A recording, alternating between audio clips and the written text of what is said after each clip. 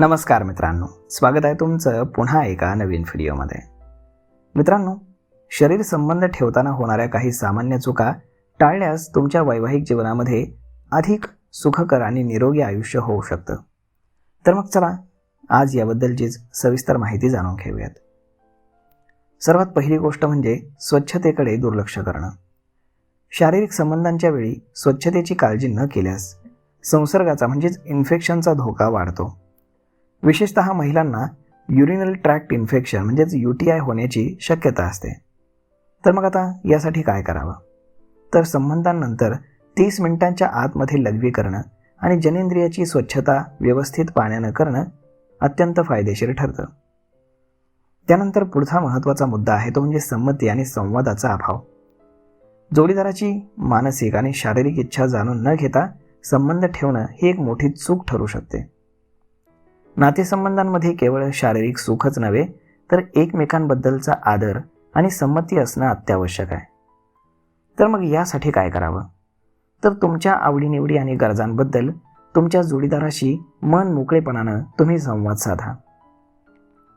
आता पुढचा महत्त्वाचा मुद्दा येतो तो म्हणजेच फोर प्लेला महत्त्व न देणं. काही जण थेट शारीरिक संबंध सुरू करतात, त्यामुळे अनेकदा महिलांना अस्वस्थ वाटतं किंवा वेदना जाणवू शकतात, कारण त्यांची इच्छाच होत नाही. यावर मग काय करावं? तर शरीर संबंधाची सुरुवात करताना फोर प्लेनं केल्यास जोडीदाराचा सहभाग वाढतो आणि तुमचे संबंध जास्त आनंददायी होतात. आता पुढची गोष्ट ती म्हणजेच सुरक्षिततेकडे दुर्लक्ष. जर तुम्हाला गर्भधारणा टाळायची असल्यास किंवा गुप्त रोगांपासून संरक्षण हवं असल्यास निरोधाचा वापर म्हणजेच कॉन्डोमचा वापर न करणं ही एक धोक्याची सूचना ठरू शकते. यासाठी मग काय करावं?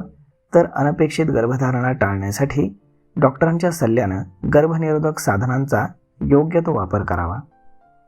सोबतच मानसिक ताण आणि कामगिरीची चिंता तुम्ही बिलकुल करू नये, कारण अनेकांना संबंधावेळी आपल्या परफॉर्मन्सबद्दल चिंता असते, एन्झायटी असते, ज्यामुळे आनंद घेण्याऐवजी तुम्हाला दडपण येतं.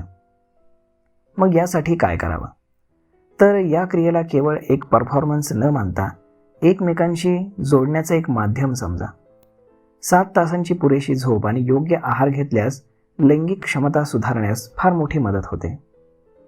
आता सगळ्यात महत्त्वाची गोष्ट ती म्हणजेच चुकीच्या माहितीवरती कधीही विश्वास ठेवू नये, कारण हल्ली सोशल मीडिया किंवा इतर माध्यमांमधून मिळणाऱ्या अपुऱ्या माहितीमुळे अनेक गैरसमज निर्माण होतात.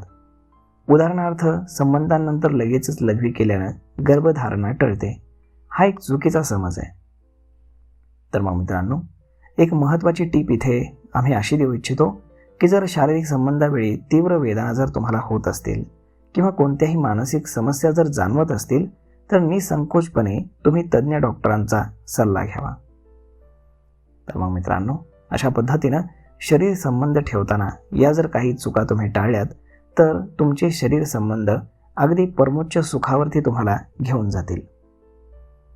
तर मग मित्रांनो, हा व्हिडिओ, ही माहिती तुम्हाला कशी वाटली हे तुम्ही आम्हाला कमेंट करून नक्कीच सांगा. आणि जर हा व्हिडिओ तुम्हाला आवडला असेल तर आपल्या जवळच्या मित्रमंडळींसोबत देखील हा व्हिडिओ तुम्ही शेअर करायला विसरू नका. धन्यवाद.